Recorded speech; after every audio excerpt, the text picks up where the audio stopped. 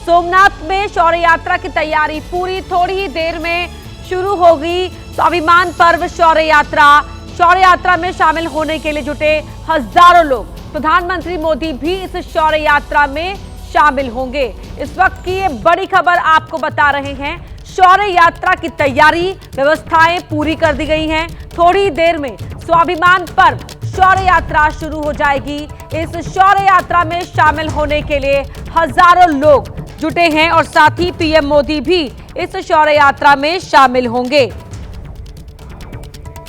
बड़ी खबर आपको बता रहे हैं। इससे पहले की तमाम तस्वीरें आपको हम लगातार दिखाते आ रहे हैं, किस तरह वहां पर तैयारियां की गई हैं, सुरक्षा के क्या खास इंतजाम है, लोगों में क्या उत्साह है और इस शौर्य यात्रा को लेकर दूर दराज से लोग यहां पर पहुंचे हुए हैं इस यात्रा में शामिल होने के लिए।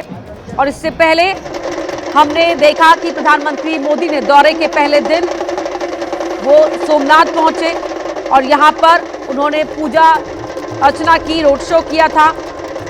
और अब आज का ये दिन बेहद खास, जब प्रधानमंत्री शौर्य यात्रा में शामिल होने जा रहे हैं। इसके अलावा वो सुबह सोमनाथ मंदिर में दर्शन भी करेंगे और पूजा अर्चना भी करेंगे। साथ ही जनसभा को संबोधित करने का भी कार्यक्रम प्रधानमंत्री नरेंद्र मोदी का है। क्या कहते हैं, किस तरह का संदेश अपने इस संबोधन के जरिए पीएम देते हैं, सभी की निगाहें हैं। इससे पहले तमाम तस्वीरें आपके टीवी स्क्रीन पर शौर्य यात्रा के मद्देनजर वहां पर देखिए किस तरह से जो डमरू वादन किया जा रहा है और तमाम कलाकार लोक नृत्य, लोक संगीत के जरिए सांस्कृतिक प्रस्तुतियां देने के लिए इस शौर्य यात्रा का हिस्सा बनने के लिए पहुंचे हुए हैं। सोमनाथ मंदिर पर साल 1026 में हुए पहले आक्रमण के 1000 साल पूरे होने पर ये सोमनाथ स्वाभिमान पर्व मनाया जा रहा है। तो पीएम मोदी के गुजरात दौरे का ये दूसरा दिन है आज, जहां सोमनाथ स्वाभिमान पर्व की शौर्य यात्रा में पीएम मोदी शामिल होंगे और सोमनाथ मंदिर में दर्शन और पूजा करेंगे। साथ ही प्रधानमंत्री एक जनसभा को संबोधित भी करेंगे। आज राजकोट भी जाएंगे PM Modi. Vibrant Gujarat regional conference का शुभारंभ प्रधानमंत्री करेंगे। तो वाइब्रेंट गुजरात रीजनल कॉन्फ्रेंस का शुभारंभ करेंगे। दो तस्वीरें आपके टीवी स्क्रीन पर हैं। एक तस्वीर कल की आप देख रहे हैं, जब ओम का जाप वहां पर किया जा रहा था। प्रधानमंत्री मोदी ने भी यहां पर सबके साथ ओम का जाप किया। और एक तस्वीर आप यहां लोक कलाकारों की प्रस्तुतियों की देख रहे हैं। तो पीएम का आज का कार्यक्रम, जहां प्रधानमंत्री सोमनाथ स्वाभिमान पर्व की शौर्य यात्रा में हिस्सा लेंगे। इसमें हजारों लोग पहुंचे हुए इस यात्रा का हिस्सा बनने के लिए। सोमनाथ मंदिर में दर्शन और पूजन का कार्यक्रम भी है आज प्रधानमंत्री नरेंद्र मोदी का। इसके अलावा जनसभा को संबोधित करेंगे पीएम। राजकोट और अहमदाबाद जाने का भी प्रधानमंत्री का आज का कार्यक्रम है। वाइब्रेंट गुजरात रीजनल कॉन्फ्रेंस का शुभारंभ करेंगे। अहमदाबाद मेट्रो के फेज 2 के बचे हुए हिस्से का उद्घाटन भी प्रधानमंत्री नरेंद्र मोदी करने जा रहे हैं आज। अहमदाबाद में एक जनसभा को भी संबोधित करने का प्रधानमंत्री का आज का कार्यक्रम तय है।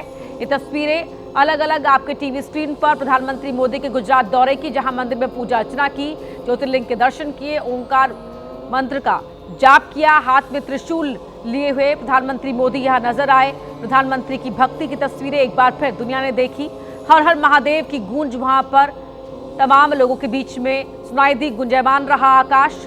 समंदर किनारे ड्रोन शो भी देखा प्रधानमंत्री नरेंद्र मोदी ने और पीएम का रोड शो, जहां प्रधानमंत्री को देखने के लिए, उनका अभिवादन करने के लिए बड़ी संख्या में लोग सड़क किनारे मौजूद रहे।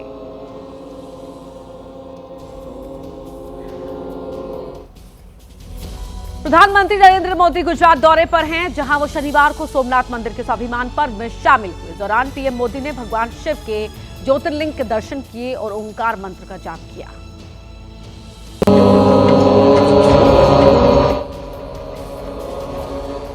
जैसे प्रधानमंत्री नरेंद्र मोदी गिर सोमनाथ मंदिर पहुंचे, लोगों ने बड़े गर्मजोशी के साथ उनका स्वागत किया।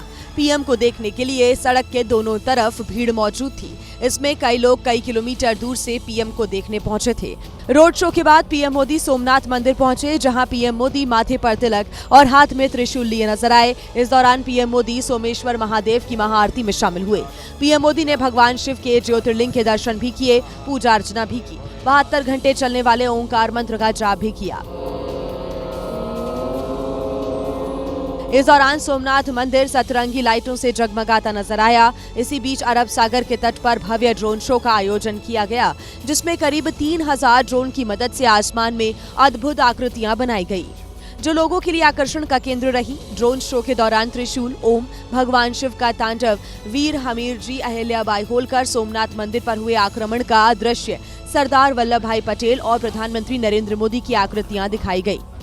इस ड्रोन शो के जरिए सोमनाथ मंदिर के 1000 साल के इतिहास को दिखाया गया। प्रधानमंत्री नरेंद्र मोदी ने गुजरात के सीएम भूपेंद्र पटेल के साथ इस ड्रोन शो का आनंद लिया। पीएम मोदी ने एक्स पर अपने सोमनाथ मंदिर के अनुभव को साझा किया। बता दें कि सोमनाथ मंदिर पर 1026 में हुए पहले आक्रमण के 1000 साल पूरे होने पर हो रहे इस कार्यक्रम को सोमनाथ स्वाभिमान पर्व नाम दिया गया है। अमेरिकी सेना का सीरिया में आईसिस पर बड़ा हमला। कई ठिकानों पर अमेरिकी सेना ने ही एयर स्ट्राइक कर दी। अमेरिका का सीरिया पर यह दूसरा बड़ा हमला है। अमेरिकी सेना का दावा है कि हमले में आईसिस के कई ठिकाने तबाह हुए हैं। बड़ी खबर आपको बता रहे हैं, अमेरिकी सेना ने सीरिया में आईसिस के ठिकानों पर यह बड़ा हमला किया है। कई ठिकाने जिन पर अमेरिकी सेना ने एयर स्ट्राइक की, और ये दूसरा बड़ा हमला सीरिया पर अमेरिका का बताया जा रहा है।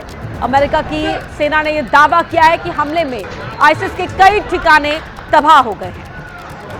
ये तस्वीर भी आप देख रहे हैं एयर स्ट्राइक की, किस तरह से यहाँ पर अमेरिकन फोर्सेस ने हमला किया है, वो तस्वीर आप टीवी स्क्रीन पर देख रहे हैं। ये दूसरा बड़ा हमला सीरिया पर अमेरिका का बताया जा रहा है। हमले में आईसिस के कई ठिकाने तबाह हो गए हैं। तो सीरिया में आईसिस पर यह बड़ा हमला। ये तस्वीरें, ऊपर एयर स्ट्राइक, नीचे लोगों के बीच में अफरा तफरी। आप सुन भी रहे हैं ये आवाजें लोगों की और एयर स्ट्राइक का धमाका।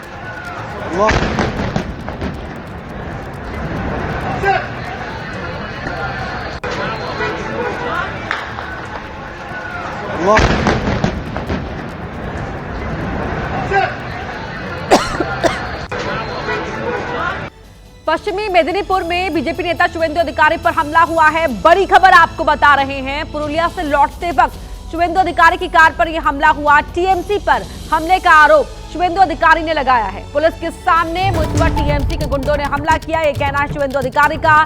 शुवेंदु अधिकारी ने इसी मद्देनजर चंद्रकोना थाने में धरना भी दिया। तस्वीरें आप देख रहे हैं, जब धरने पर बैठ गए थाने के अंदर शुवेंदु अधिकारी अपने साथी नेताओं के साथ, और यहां पुलिस के सामने मुझ पर टीएमसी के गुंडों ने हमला किया है, ये गंभीर आरोप भी शुवेंदु अधिकारी ने लगाए हैं। उनका कहना है कि जब वो पुरुलिया से लौट रहे थे, उस वक्त उनकी कार पर हमला किया गया, और हमला टीएमसी की ओर से कराया गया है। टीएमसी के गुंडों ने यह हमला किया है, और अपनी शिकायत को लेकर थाने में धरना देते हुए आप शुवेंदु अधिकारी को देख रहे हैं। उनके काफिले पर जिस वक्त हमला हुआ, उस वक्त की अफरा तफरी की तस्वीरें आपके टीवी स्क्रीन पर, और दूसरी तस्वीर में 5 घंटे जब धरना दिया शुवेंदु अधिकारी ने, वो धरना देते हुए उनकी तस्वीर भी आप टीवी स्क्रीन पर देख सकते हैं। पश्चिम बंगाल में चुनाव है, ऐसे में वहां पर सियासी सरगर्मियां पूरे उफान पर है।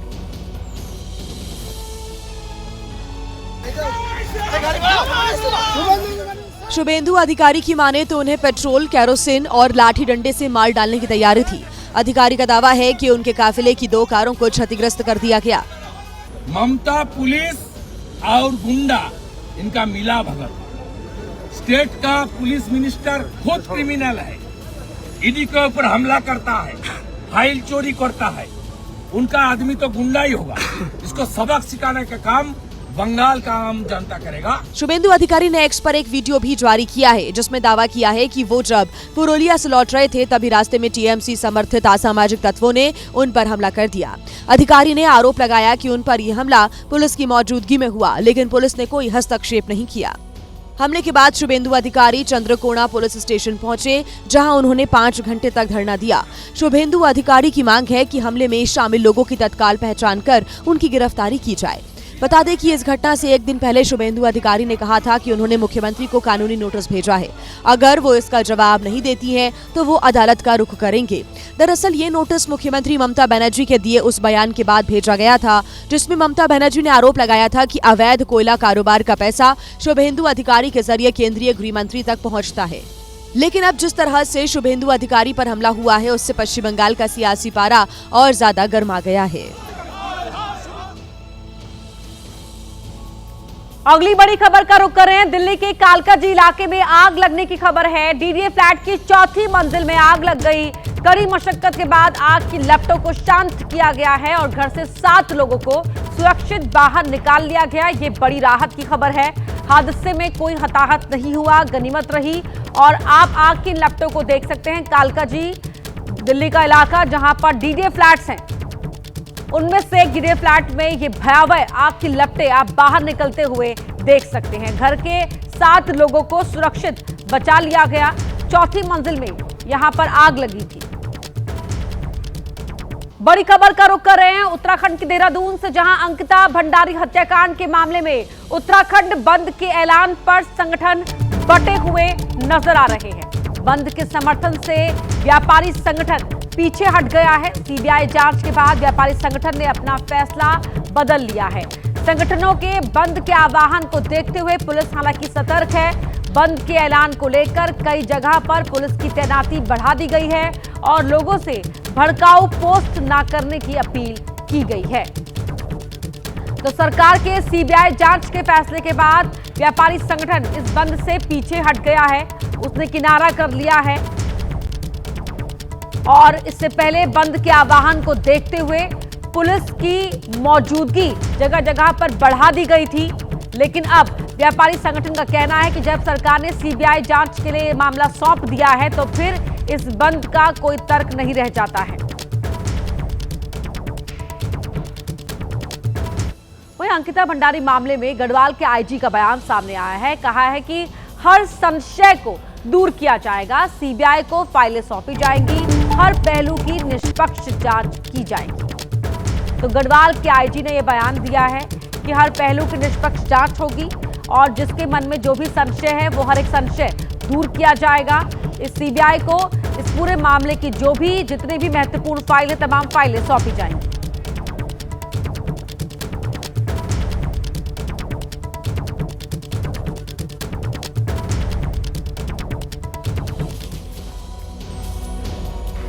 तो अंकिता मर्डर केस में कब क्या हुआ है वो आपको बता रहे हैं। 19 सितंबर 2022 को अंकिता लापता हो गई, जिसके बाद 24 सितंबर 2022 को अंकिता का शव मिला था।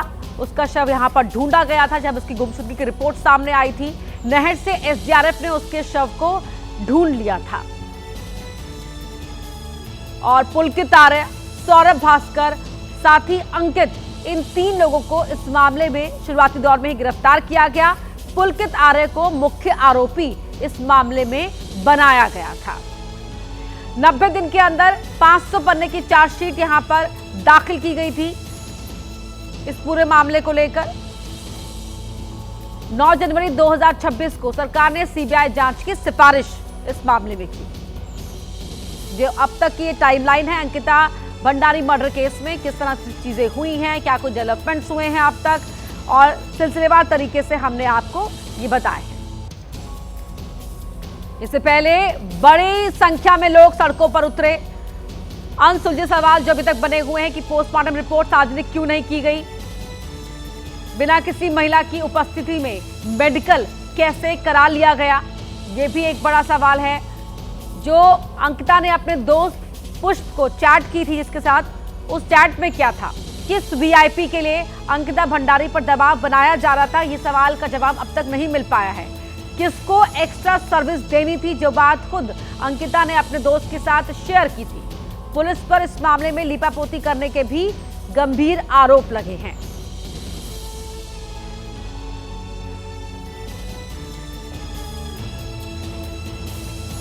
बड़ी खबर का रुख करें बिहार से, जहां पर हाजीपुर में कंबल बांटने के दौरान लूट हुई। केंद्रीय मंत्री चिराग पासवान यहां पर लोगों के बीच में कंबल बांट रहे थे। मौके पर भारी भीड़ ने कंबल लूट लिए। अफरा तफरी देखते चिराग मौके से वहां से बाहर निकल गए। कई जरूरतमंदों को कंबल नहीं मिल पाए। कंबल ना मिलने पर लोगों का गुस्सा यहां पर फूट पड़ा, लेकिन उससे पहले ही कंबल बांटे जाते जरूरतमंदों के बीच में जो मौके पर भारी भीड़ इकट्ठा हो गई थी उसने ही कंबल लूट लिए। और जिन लोगों को वाकई में आवश्यकता थी उन लोगों तक कंबल नहीं पहुंच पाए, उन लोगों को नहीं मिल पाए। ऐसे में उन लोगों का गुस्सा यहां पर फूट पड़ा। हालात को देखते हुए, मौके की नजाकत को भांपते हुए चिराग पासवान वहां से निकल गए। हालात ऐसे हो गए कि चिराग पासवान की सुरक्षा में तैनात जवानों को भी भीड़ को कंट्रोल करना मुश्किल हो गया। चिराग कुछ ही लोगों को कंबल बांट पाए और जब लगा कि भीड़ कुछ ज्यादा ही आ गई है तो चिराग तुरंत ही कार्यक्रम से निकल गए।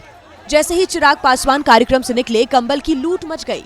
जिसके हाथ जितने कंबल आए लूट लिए गए। छीन रहा है लोग, छीनते हुए मैं दिखा रहा हूँ, देखिए कैसे छीन रहा है लोग। बताया जा रहा है कि जैसे ही लोगों को पता चला कि चिराग पासवान कंबल बांटने वाले हैं, लोग बड़ी संख्या में आ गए। जिन लोगों को कंबल नहीं मिला उनका गुस्सा फूट पड़ा। लोगों ने बीजेपी विधायक अवधेश को घेर लिया। दरअसल लोगों की शिकायत थी कि वो कई घंटों से लाइन में लगे थे, लेकिन बिना कंबल के घर लौटना पड़ा। इधर बैठे हुए हैं तो बुलाए हैं उनको, तो कमर देना चाहिए ना, नहीं दिए। 10 गो बांट दिए, चल दिए। कम्बल बांटे हमरा कुरियन के खाली जमन किन के दे देते, जमन किए जब वोट गिरा भैया फिर तक अपना हाथ से सब गोटा के कमर दे आ तब माने कि अपना माने कि ओने खड़ा होके सबके दे देलथी आ भाग के आ सारा नेता के गलती है जब बांट देलकै कि सारा लूटवा दे। वही कंबल वितरण कार्यक्रम में मची लूट और लोगों की शिकायत के बाद चिराग पासवान की पार्टी ने माना कि ज्यादा भीड़ आने से व्यवस्था फेल हो गई। कई लोग तो 2-2 कंबल ले गए, लेकिन किसी को एक भी नहीं मिला। आदमी 2-2 कंबल लेके चले गए और जो ना आदमी को भी मिलना चाहिए उनको भी कुछ आदमी को सही ढंग से नहीं मिल पाया। लेकिन सवाल यह है कि व्यवस्था कैसे फेल हुई, क्योंकि भीड़ को ठीक से मैनेज नहीं किया गया। ऐसे में कोई हादसा हो जाता तो कौन जिम्मेदार होता। यूपी में चोर बेखौफ हैं, इतने बेखौफ कि वो मंदिर में घुसकर भगवान के आभूषण तक चुराने में लगे हैं। ऐसी ही एक वारदात झांसी में देखने को मिली, जहां चोर ने मंदिर में घुसकर स्थापित मूर्तियों पर चढ़ाए गए आभूषण चुरा लिए। चोरी की ये वारदात मंदिर में लगे सीसीटीवी कैमरे में रिकॉर्ड हो गई, जिसमें देखा जा सकता है कि एक चोर हुड पहने हुए बिना जूते उतारे मंदिर में घुसता है और एक एक कर सभी मूर्तियों के वस्त्रों को हटाता है और मूर्तियों पर चढ़ाए गए आभूषणों को उतार लेता है। और किसी को शक ना हो इसलिए बाद में मूर्तियों को वस्त्रों से भी ढक देता है। चोर इस चोरी की वारदात को इतने आराम से अंजाम देता है जैसे मानो उसे किसी का कोई डर ना हो। चोरी की यह वारदात झांसी के मढ़ा माता मंदिर में हुई है। जब सुबह लोगों को इस बारे में पता चला तो उनका पारा चढ़ गया। वहीं मंदिर के प्रशासन की शिकायत के बाद पुलिस सीसीटीवी फुटेज के आधार पर चोर की तलाश में जुटी है। और बड़ी खबर नागपुर से आपको बता रहे हैं, जहां असदुद्दीन ओवैसी ने एक बार फिर मुसलमान राग छेड़ा है। केंद्र सरकार मुसलमानों को प्रताड़ित कर रही है, ये कहना है असदुद्दीन ओवैसी का। मुसलमानों को आतंकवादी, बांग्लादेशी कहा जा रहा है। मुसलमानों के साथ कांग्रेस ने भी धोखा किया। मुसलमानों को शक की निगाह से देखा जा रहा है। नरेंद्र मोदी ने जो कानून बनाया और आज जो जुल्म हो रहा है, जो निशाने पर मुसलमान को रख दिया गया, एक नफरत का बाजार आम कर दिया गया। हमारी जिंदगी की कोई कीमत नहीं, हमारी खुशियों की कोई हमारे को मौका नहीं मिलता। हर तरफ या तो बांग्लादेशी हैं, या तो फिर आतंकवादी हैं, या तो फिर फुला हैं। आखिरी इस दौर का खात्मा उसी वक्त होगा जब भारत के मुसलमान अपने मुकद्दर के फैसले करेंगे। और आप अगर यही समझेंगे नहीं ये आएगा वो पार्टी, कोई किसी को आपसे मोहब्बत नहीं है, सिर्फ तुम्हारे वोट से है। वोट हासिल हो गया उसके बाद खामोश, रफ्फू चक्कर, कोई पलट के पूछना नहीं है। संघ प्रमुख मोहन भागवत ने दिया है बड़ा बयान। हिंदुओं में फूट के कारण ही पराजय होती है। आसुरी शक्तियां हमें मिटाने में लगी हैं। अगर हम एकजुट रहें तो ये शक्तियां कुछ नहीं कर पाएंगी। 20 से 30 सालों में भारत विश्व गुरु बनेगा। आने वाले समय में भारत हिंदू राष्ट्र बनकर रहेगा, ये कहना है मोहन भागवत का। हिंदुओं में फूट के कारण ही पराजय होती है। हिंदू समाज कभी किसी दूसरे के वीरता से, शौर्य से, बल के कारण हारा नहीं है। जब पराजय हुई तब फूट के कारण हुई, और कोई नहीं। ये सारी जो आसुरी शक्तियां हैं, जैसे जैसे हम धार्मिक समाज के, सनातन समाज के, हिंदू समाज के सब लोग एक होते जाएंगे, वैसे वैसे ये टूटते जाएंगे। आने वाले 20-30 वर्षों में भारत विश्व गुरु बनकर संपूर्ण दुनिया को सुख शांति भरा नया जीवन देने वाला राष्ट्र बनेगा। हिंदू राष्ट्र, धर्म राष्ट्र रहेगा। इसको कोई अन्यथा नहीं कर सकता, क्योंकि इसी के लिए भारत का जन्म है।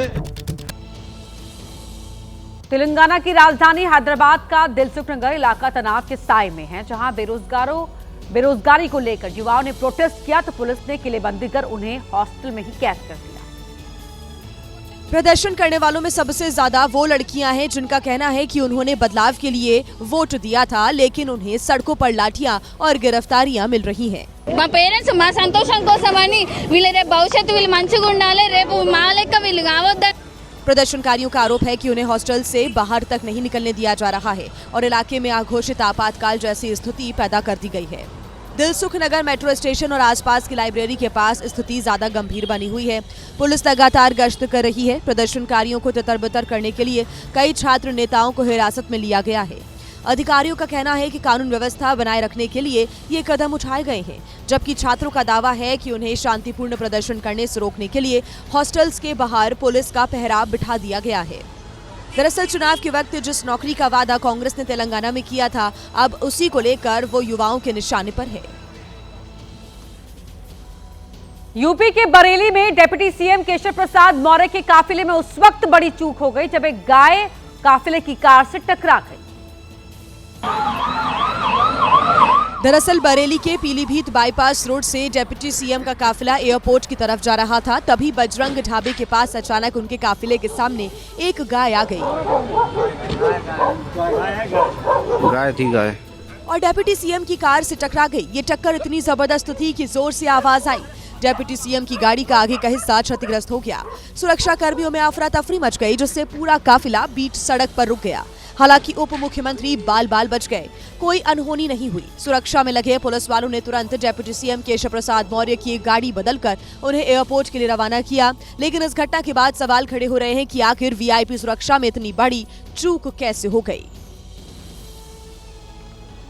दिल्ली के त्रिलोकपुरी इलाके में उस वक्त हड़कंप मच गया जब एक घर में आग लग गई, जिससे आसपास के लोग दहशत में आ गए।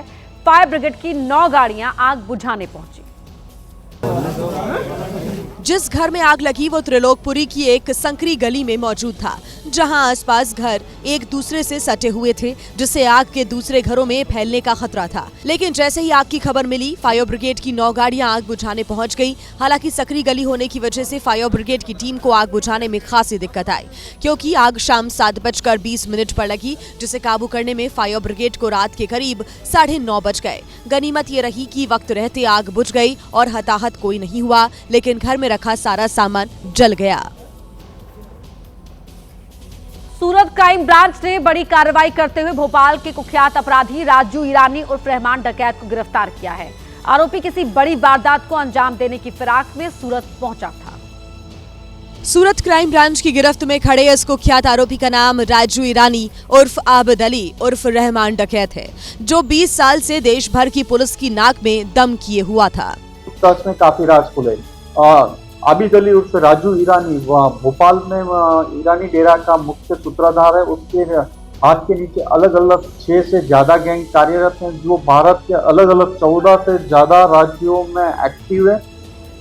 आरोप है कि ये नकली सीबीआई ऑफिसर बनकर तो कभी साधुओं और कावड़ियों के वेश में लूटपाट, लोगों को जिंदा जलाने की कोशिश और मकोका जैसे कड़े कानूनों के तहत होने वाले अपराधों में पुलिस को चकमा दे रहा था। लेकिन जब सूरत क्राइम ब्रांच को अपने खुफिया तंत्र से इसकी सूरत में आने की खबर मिली तो क्राइम ब्रांच की टीम ने दबिश देकर इस कुख्यात आरोपी को गिरफ्तार कर लिया। सबसे बड़ी बात यह है कि बिना कोई गोली चलाए क्राइम ब्रांच ने इस मोस्ट वांटेड क्रिमिनल को गिरफ्तार किया है, जिससे देश भर में फैले इस खतरनाक गैंग की कमर टूट गई है और कई सालों से अनसुलझे क्राइम के रहस्यों को सुलझाना शुरू हो गया है।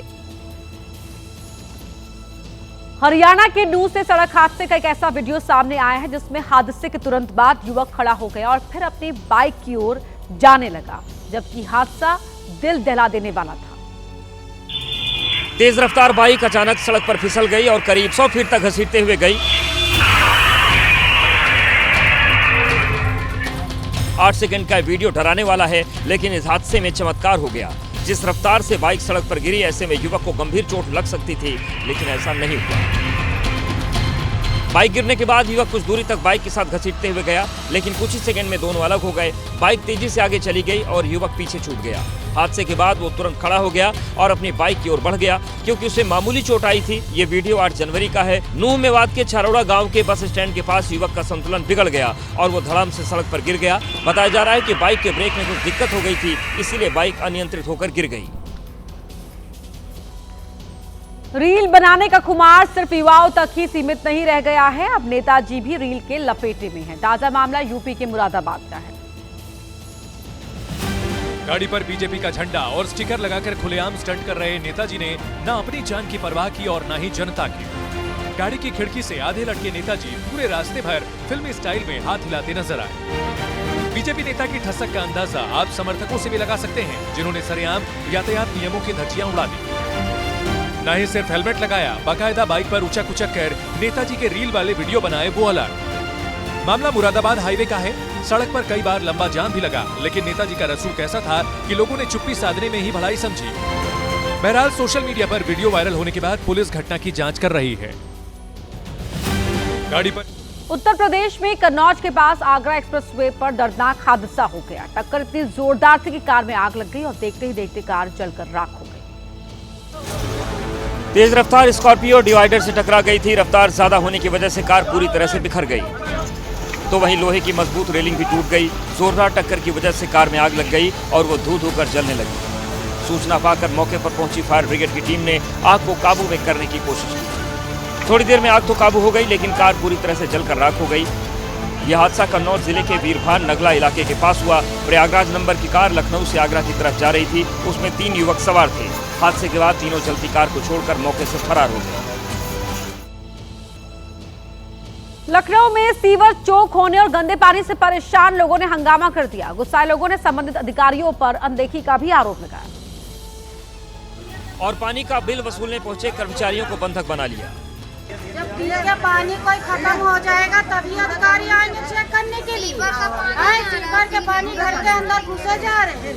हंगामे और बहते सीवर का ये वीडियो राजधानी के जलकल विभाग जोन 7 का है। दीनदयालपुरम मायावती कॉलोनी में ऐसे ही गंदा पानी सड़क पर बहता रहता है, जिससे लोग परेशान हैं। लोगों का आरोप है कि पानी के टैक्स के लिए उन्हें परेशान किया जाता है, लेकिन न तो सीवर की सफाई की जाती है और न ही पीने के लिए साफ पानी मिलता है। अपनी बात सुनाने के लिए नाराज लोगों ने काफी देर तक पानी का बिल वसूलने गए कर्मचारियों को बंधक बनाए रखा।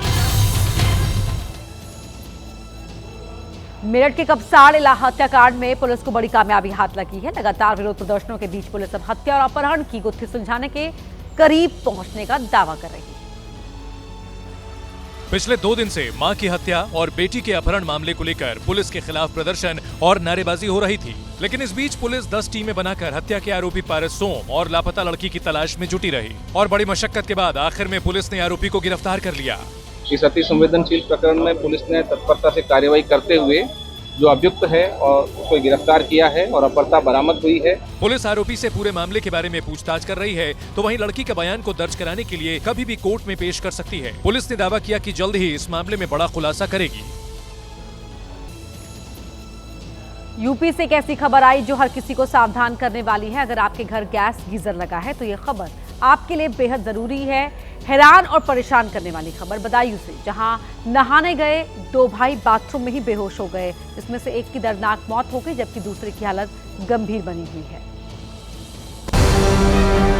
हमेशा की तरह दोनों भाई साथ नहाने गए। अंदर से दरवाजा बंद किया, गीजर ऑन किया और नहाना शुरू किया। लेकिन तभी गीजर से गैस लीक हो गई।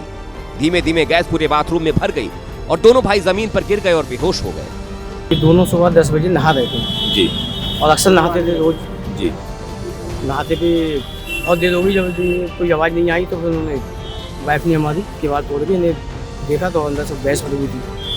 परिजन दोनों बच्चों को अस्पताल ले गए, लेकिन 4 साल के बच्चे को बचाया नहीं जा सका। गंभीर हालत में बड़े भाई को बरेली रेफर कर दिया गया। हंसते खेलते बेटे की दर्दनाक मौत के बाद परिजनों का बुरा हाल है।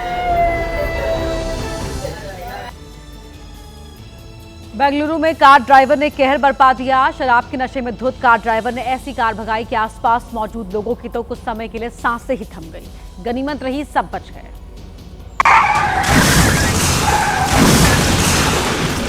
डिवाइडर को तोड़ते हुए कार नहीं मानो काल आ गया। वो तो अच्छा था कि इन लड़के लड़कियों ने कार को सामने से आता देख लिया, वरना ना जाने क्या हो जाए। इतनी बड़ी घटना शराब के कारण हुई। आरोपी के ड्राइवर नशे में था और उसे कार बाईं ओर मोड़नी थी, लेकिन ड्राइवर का कंट्रोल नहीं रहा और कार डिवाइडर तोड़कर सामने दूसरी तरफ आ गई। अच्छी बात यह रही कि इस हादसे में किसी को चोट नहीं लगी, क्योंकि ठीक उसी समय होटल से तमाम लोग खाना खाकर बाहर निकल रहे थे। वो बाल बाल बच गए।